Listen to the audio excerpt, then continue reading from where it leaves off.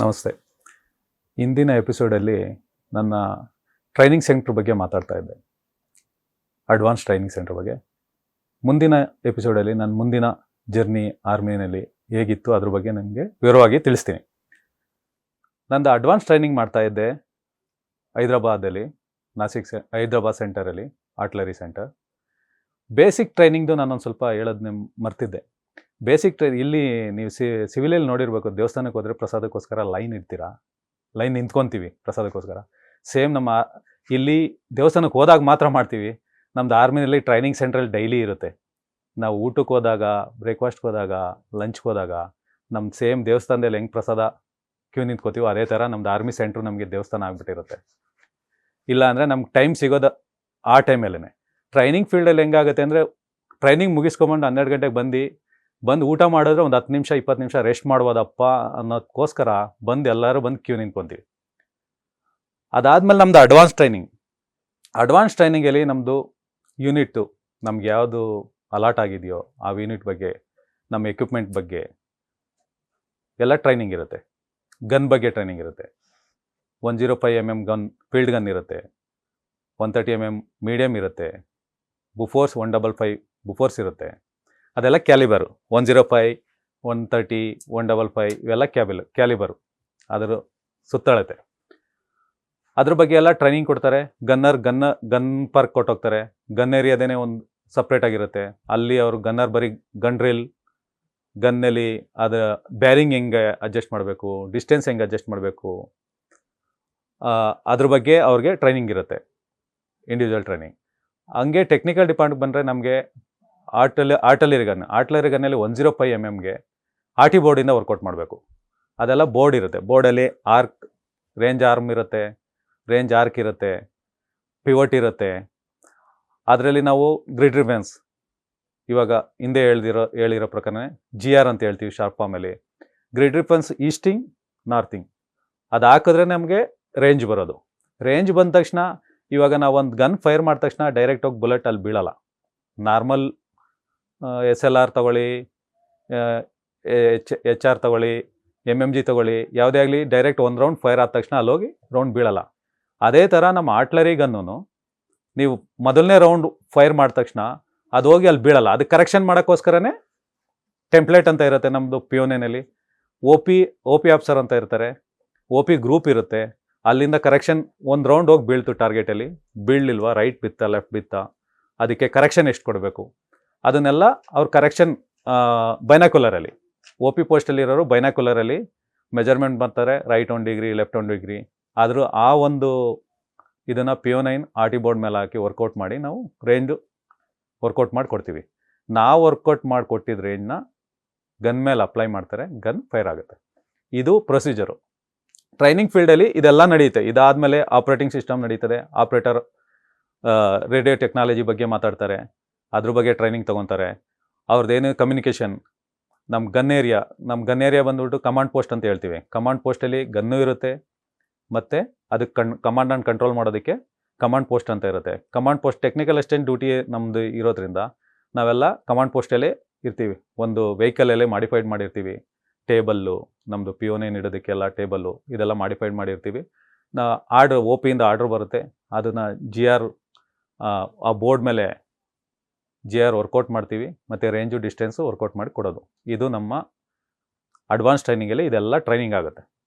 Advance training ಎಲ್ಲ ಒಂದು ಸ್ವಲ್ಪ ಬೇಸಿಕ್ ಟ್ರೈನಿಂಗಿಂದ ಅಡ್ವಾನ್ಸ್ ಟ್ರೈನಿಂಗ್ ಒಂದು ಸ್ವಲ್ಪ ಈಸಿ ಇರುತ್ತೆ. ಏನು ಈಸಿ ಇರುತ್ತೆ, ಬೇಸಿಕಲಿ ನಾರ್ಮಲ್ ರೈಫಲ್ಲು, ಕ್ರೋಲಿಂಗು, WT ಇದ್ರ ಬಗ್ಗೆನೇ ಜಾಸ್ತಿ ಫೋಕಸ್ ಇರುತ್ತೆ. ಅಡ್ವಾನ್ಸ್ ಟ್ರೈನಿಂಗಲ್ಲಿ ನಮ್ಮ ಇಂಡಿವಿಜುವಲ್ ಯೂನಿಟ್ ಯಾವ ಯೂನಿಟ್ಗೆ ಹೋಗ್ತೀವ ಆ ಯೂನಿಟ್ ಬಗ್ಗೆ ಮತ್ತು ಆ ಎಕ್ವಿಪ್ಮೆಂಟ್ ಬಗ್ಗೆ ಇರುತ್ತೆ. ನನಗೆ ಸ್ಟಾರ್ಟಿಂಗ್ ಆದಾಗ ಪೋಸ್ಟಿಂಗ್ ನಂದು ಅಡ್ವಾನ್ಸ್ ಟ್ರೈನಿಂಗ್ ಮುಗ್ದು ಸ್ಟಾರ್ಟಿಂಗ್ ಪೋಸ್ಟಿಂಗ್ ಬಂದಿದ್ದು ಟಾಲ್ಬಟ್. ಎಲ್ಲರೂ ಹೇಳ್ತಾರೆ, ಪೀಸ್ ಏರಿಯಾ ಸಿಕ್ತಪ್ಪ. ಪೀಸು ಮತ್ತು ಫೀಲ್ಡು ಇದು ಅವಾಗೇ ನಮಗೆ ಗೊತ್ತಾಗೋದು. ಪೀಸ್ ಏರಿಯಾ ಬಂದ್ಬಿಟ್ಟು ಇವಾಗ ಬೆಂಗಳೂರಲ್ಲೆಲ್ಲ ಯೂನಿಟ್ಗಳಿದೆ, ಇದೆಲ್ಲ ಪೀಸ್ ಏರಿಯಾನೇ ಬರುತ್ತೆ. ಫೀಲ್ಡ್ ಏರಿಯಾ ಬಂದ್ಬಿಟ್ಟು ನಿಮಗೆ ಆಲ್ಮೋಸ್ಟ್ ಎಲ್ಲ ಬಾರ್ಡರ್ ಏರಿಯಾದಲ್ಲಿ ಇರ್ತೀವಿ. ಜಮ್ಮು ಕಾಶ್ಮೀರ, ರಾಜಸ್ಥಾನದಲ್ಲಿ ಬಂದರೆ ಇವಾಗ ಪೋಖ್ರಾಣ್, ಜೈಸಲ್ಮೇರ್, ಬಾಡ್ಮೇರ್, ಹಿಂಗೆ ಗುಜರಾತಲ್ಲಿ ಒಂದು ಸ್ವಲ್ಪ ಏರಿಯಾ, ಜಮ್ಮುನಲ್ಲಿ ಏರಿಯಾ. ಈ ಕಡೆ ನಾರ್ತ್ ಈಸ್ಟ್ ಬಂದರೆ ಮೇಘಾಲಯ, ಅಸ್ಸಾಂ, ಈ ಕಡೆ ಎಲ್ಲ ಬಾರ್ಡರ್ ಏರಿಯಾ ಬರುತ್ತೆ. ಇದೆಲ್ಲ ಫೀಲ್ಡ್ ಏರಿಯಾದಲ್ಲೇ ಇನ್ಕ್ಲೂಡ್ ಆಗುತ್ತೆ. ನಾನು ಸ್ಟಾರ್ಟಿಂಗ್ 95 ಜಾಯ್ನ್ ಆಗಿ 96 ನಂದು ಅಡ್ವಾನ್ಸ್ ಟ್ರೈನಿಂಗ್ ಎಲ್ಲ ಮುಗಿದು first unit posting 102 medium regiment, ನಮ್ಮದು ಅಂಡರ್ 30 ಮೀಡಿಯಂ ರೆಜಿಮೆಂಟ್. ಆವಾಗ ಟಾಲ್ಬಟ್ ಇತ್ತು. ಟಾಲ್ಬಟ್ ಅಂದರೆ ಯು ಪಿ ಝಾನ್ಸಿ ಕೇಳಿರ್ಬೋದು, ಝಾನ್ಸಿ ನಿಯರ್ ಝಾನ್ಸಿ. ನಮ್ಮ ಕರ್ನಾಟಕ ಎಕ್ಸ್ಪ್ರೆಸ್ಸಿಂದ ಹೋದರೆ ಡೈರೆಕ್ಟ್ ಝಾನ್ಸಿ ಇಳಿತೀವಿ, ಝಾನ್ಸಿಯಿಂದ ಟಾಲ್ಬಟ್. ಯೂನಿಟಿಂದ ಪೋಸ್ಟಿಂಗ್ ಬಂದ ತಕ್ಷಣ, ಸೆಂಟ್ರಿಂದ ಪೋಸ್ಟಿಂಗ್ ಬಂದ ತಕ್ಷಣ ಯೂನಿಟ್ಗೂ ಮೆಸೇಜ್ ಹೋಗಿರುತ್ತೆ, ಇಂಥ ಹುಡುಗ ನಿಮ್ಮ ಯೂನಿಟ್ಗೆ ಬರ್ತಾ ಇದ್ದಾನೆ ಅಂತ. ಯೂನಿಟ್ ಅವರೆಲ್ಲ ಬಂದು ರೈಲ್ವೆ ಸ್ಟೇಷನಲ್ಲೇ ವೆಹಿಕಲ್ ತಂದಿರ್ತಾರೆ, ರೈಲ್ವೆ ಸ್ಟೇಷನ್ಗೆ ಕರ್ಕೋಗ್ತಾರೆ. ಅಲ್ಲಿ ಹೋದ ತಕ್ಷಣ ನಮ್ಮ ರೆಪ್ಯುಟೇಷನ್ನು, ನಮ್ಮ ಟ್ರೈನಿಂಗ್ ಹೆಂಗೆ ಮಾಡಿದ್ದೀವಿ ಏನು, ಪ್ರತಿಯೊಂದು ಟ್ರೈನಿಂಗ್ ಸೆಂಟ್ರಲ್ಲೂ ಇನ್ಸ್ಟ್ರಕ್ಟರ್ಗಳು ಇರ್ತಾರೆ, ಯೂನಿಟ್ ಅವರು ಇರ್ತಾರೆ. ಇಂಥ ಹುಡುಗ ಬರ್ತಾ ಇದ್ದಾನೆ, ನಿಮ್ಮ ಬ್ಯಾಟ್ರಿ. ಯೂನಿಟ್ಗೆ ಹೋದ ತಕ್ಷಣ ಯೂನಿಟಲ್ಲಿ 4 ಬ್ಯಾಟ್ರಿ ಇರುತ್ತೆ. HQ ಬ್ಯಾಟ್ರಿ ಅಂತ ಇರುತ್ತೆ, ಪಾಪಾ, ಕ್ಯೂಬಿಕ್, ರೋಮಿಯೋ, ಈ ಥರ 4 ಬ್ಯಾಟ್ರಿ ಇರುತ್ತೆ. ಅದರಲ್ಲೂ ಪೈಪೋಟಿ ನಡೀತಾ ಇರುತ್ತೆ.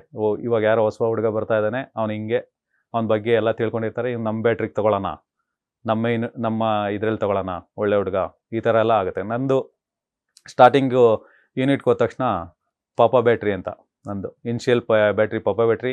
ನಾನು ರಿಟೈರ್ಡ್ ಆಗಿ ಬಂದಾಗೂ ಅದೇ ಬ್ಯಾಟ್ರಿಲಿ ವರ್ಕ್ ಮಾಡಿದ್ದು. ಪಾಪಾ ಬ್ಯಾಟ್ರಿಗೆ ನಾನು ಹೋಗಿ ಜಾಯ್ನ್ ಆದೆ. ಅಲ್ಲಿ ಹೋಗಿ ಜಾಯ್ನ್ ಆಗಿ ನಾನು ಪೀಸ್ ಏರಿಯಾ ಅಂತ ಹೋಗಿದ್ದು. ನೋಡಿದ್ರೆ ಅಲ್ಲಿ 6 ಮಂತ್ 6 ತಿಂಗಳಲ್ಲೇ ನಮ್ಮ ಯೂನಿಟ್ ಆಗಲೇ ಅಡ್ವಾನ್ಸ್ ಪಾರ್ಟಿ ಮೂವ್ ಆಗಿಬಿಟ್ಟಿತ್ತು. ನಾನು ಹೋಗಿ ಯೂನಿಟ್ ಜಾಯ್ನ್ ಆದ ತಕ್ಷಣ ಅಡ್ವಾನ್ಸ್ ಪಾರ್ಟಿ ಮೂವ್ ಆಗಿತ್ತು, ಫೀಲ್ಡ್ ಏರಿಯಾಗೆ ಮೂವ್ ಆಗಿತ್ತು. ಎಲ್ಲಿ? ಕಾರ್ಗಿಲ್. ಆವಾಗೂ ನಮಗೂ ಎಲ್ಲ ಹೊಸದು, ಕಾರ್ಗಿಲ್ ಏನು ಅಂತ ನಮ್ಗೆ ಗೊತ್ತೇ ಇರಲಿಲ್ಲ. ಕಾರ್ಗಿಲ್ಲು ನಾವು ಇಲ್ಲಿ ಸಿವಿಲಲ್ಲೂ ಯಾರೂ ಕೇಳಿರಲ್ಲ ಕಾರ್ಗಿಲ್ ಆ ವರ್ಡು, ನಮ್ಮ ಇಂಡಿಯಾದಲ್ಲೂ ಇದೆಯಾ ಅಂತಲೂ ಕೇಳಿರಲ್ಲ. ಕಾರ್ಗಿಲ್ ಪೋಸ್ಟಿಂಗ್ ಆದಾಗ ಅಡ್ವಾನ್ಸ್ ಪಾರ್ಟಿ ನಾವು ಮೂವ್ ಆದಾಗ 96 ಮೂವ್ ಆದಾಗ ಮೂಮೆಂಟ್ ನಮ್ದು ಹೆಂಗೆ ಪೂರ್ತಿ ಯೂನಿಟೇ ಮೂವ್ ಆಗುತ್ತೆ. ನಮ್ಮದು ಆರ್ಟ್ಲರಿ, ಆರ್ಮೆಡ್ಡು ಇವೆಲ್ಲ ಬಂದು ಇಂಡಿವಿಜುವಲ್ ಮೂವ್ ಆಗಲ್ಲ, ಯೂನಿಟ್ ವೈಸೇ ಮೂವ್ ಆಗುತ್ತೆ. ನಮ್ಮ ಯೂನಿಟಲ್ಲಿ ಒಂದು 1200 ಜನ ಇದ್ದಾರೆ ಅಂದರೆ 1200 ಜನನೂ ಮೂವ್ ಆಗ್ತೀವಿ ಒಟ್ಟಿಗೆ. ಅದು ಪಾರ್ಟ್ ವೈಸ್ ಅಡ್ವಾನ್ಸ್ ಪಾರ್ಟಿ ಒಂದು, ಮೇನ್ ಬಾಡಿ ಬೇರೆ ಅಂತ. ಅಡ್ವಾನ್ಸ್ ಪಾರ್ಟಿಲಿ ಸ್ವಲ್ಪ ಜನ ಹೋಗ್ತೀವಿ. ಅದರ್ ಯೂನಿಟ್ಗೆ ಹೋಗ್ಬಿಟ್ಟು ಅಲ್ಲೆಲ್ಲ ಚಾರ್ಜ್ ಎಲ್ಲ ತೊಗೊಳೋದಿರುತ್ತೆ. ಆ ಚಾರ್ಜ್ ಎಲ್ಲ ತೊಗೊಂಡು ಓಕೆ ಆದಮೇಲೆ ಮೇನ್ ಬಾಡಿ ಹೋಗುತ್ತೆ. ನಾನು ಮೇನ್ ಬಾಡಿ ಜೊತೆ ನಾನು ಮೂವ್ ಆಗಿದ್ದು. ಮೇನ್ ಬಾಡಿ ಜೊತೆ ಮೂವ್ ಆದರೆ ಜಮ್ಮುಗಿನ ಮೊದಲು ಸ್ಟೇ ಆಗ್ತೀವಿ ರೈಲ್ವೆ ಸ್ಟೇಷನಲ್ಲೇ. ಟ್ರೈನಲ್ಲೇ ಮೂವ್ ಆಗಬೇಕು. ಟ್ರೈನಲ್ಲೇ ಮೂವ್ ಆಗಿಬಿಟ್ಟು ಜಮ್ಮುಗೆ ಹೋದ್ಮೇಲೆ ಅಲ್ಲಿ ಬೈ ರೋಡು ವೆಹಿಕಲಲ್ಲೇ ಹೋಗಬೇಕು. ವೆಹಿಕಲಲ್ಲಿ ಹೋಗ್ಬೇಕಂದ್ರೆ ನಾವು 96 ಜಮ್ಮು ಕಾಶ್ಮೀರ ಇವತ್ತಿನ ಸ್ಥಿತಿ ಏನಿತ್ತು ಆ ಸ್ಥಿತಿ ಇರಲಿಲ್ಲ.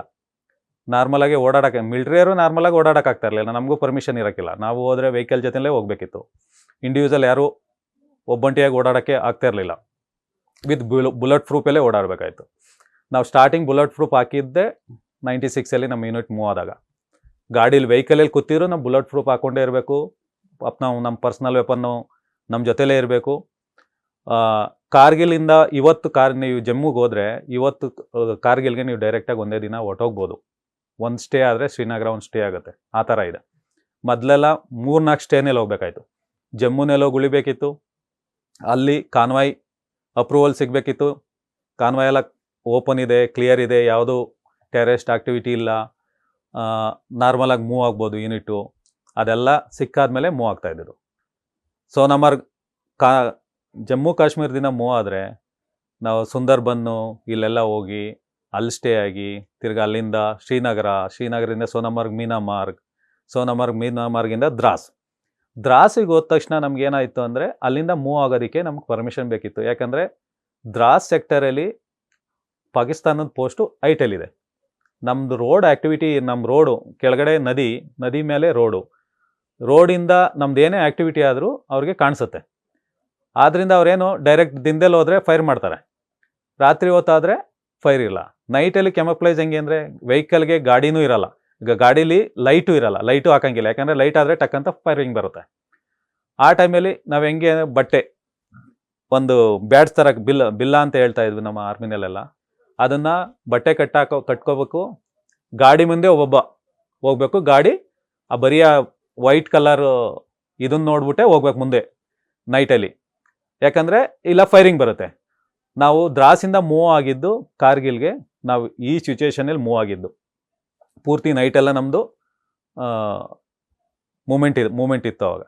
ದ್ರಾಸ್ಗೆ ಹೋದ್ಮೇಲೆ ದ್ರಾಸಿಂದ ನಾವು ಮೂವ್ ಆಗಿಬಿಟ್ಟು ಕಾರ್ಗಿಲ್ಗೆ ಹೋದ್ವಿ. ನಮ್ಮ ಫಸ್ಟು ಪೋಸ್ಟಿಂಗ್ ಕಾರ್ಗಿಲ್ಗೆ ಹೋದ್ಮೇಲೆ ಅಲ್ಲಿ ಕ್ಲೈಮೇಟು ಚಾಲೆಂಜಸ್ಸು ಜಾಸ್ತಿ ಇದೆ. ಕ್ಲೈಮೇಟ್ ಚಾಲೆಂಜಸ್ ಅಂದರೆ ನಾವು ಪೀಸ್ ಏರಿಯಾದಿಂದ ಹೋಗಿರ್ತೀವಿ, ಇಲ್ಲ ಆಕ್ಸಿಜನ್ ಏನು ಕಮ್ಮಿ ಇರಲ್ಲ.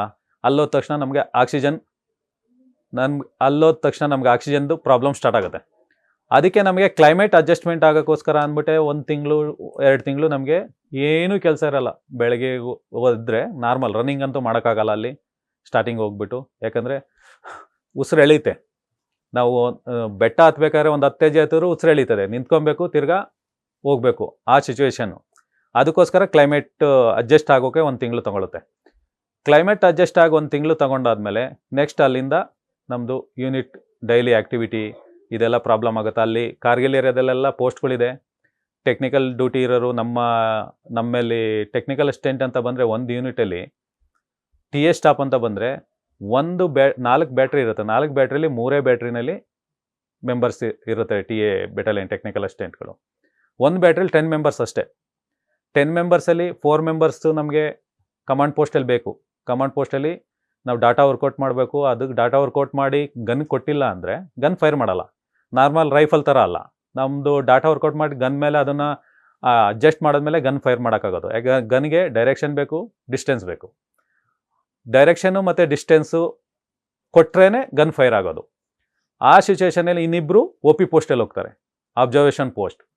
ನಮ್ಮ ಗನ್ ಕಮಾಂಡ್ ಪೋಸ್ಟಿಂದ ಡಾಟಾ ವರ್ಕೌಟ್ ಆಗಿ ಗನ್ ಫೈರ್ ಮಾಡಿದ್ರೆ ಅದನ್ನು ಅಡ್ಜಸ್ಟ್ ಮಾಡೋಕ್ಕೆ ಅಬ್ಸರ್ವೇಷನ್ ಪೋಸ್ಟ್ ಬೇಕೇ ಬೇಕು.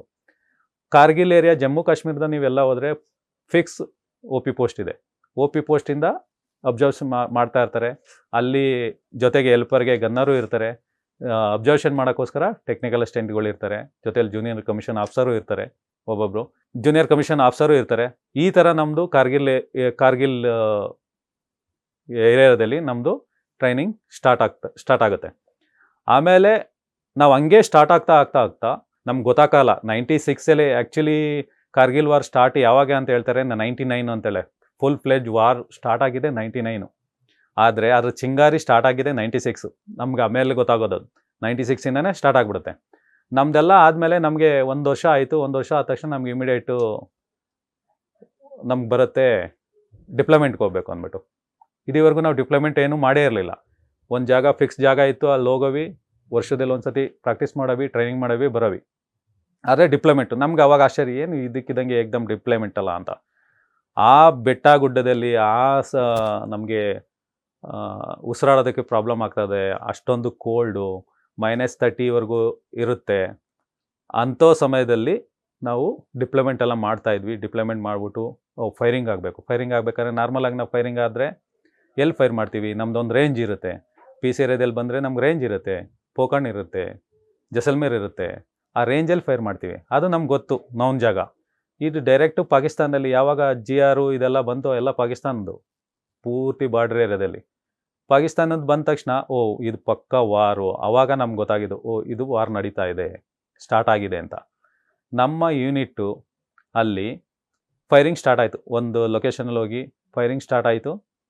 ಫೈರಿಂಗ್ ಸ್ಟಾರ್ಟ್ ಆಗಿ ಅದು ಫೈರಿಂಗ್ ಏನಾಯಿತು, ಮುಂದಿನ ನಮ್ಮ ಯೂನಿಟ್ಟು ಏನು ಅಲ್ಲಿ ಎಷ್ಟು ರೌಂಡ್ ಫೈರ್ ಆಯಿತು ಏನು ಬಗ್ಗೆ ಇದು ಮುಂದಿನ ಎಪಿಸೋಡಲ್ಲಿ ನಿಮಗೆ ಇದ್ರ ಬಗ್ಗೆ ಸಂಕ್ಷಿಪ್ತವಾಗಿ ವಿವರವಾಗಿ ತಿಳಿಸ್ತೇನೆ. ನಮಸ್ಕಾರಗಳು.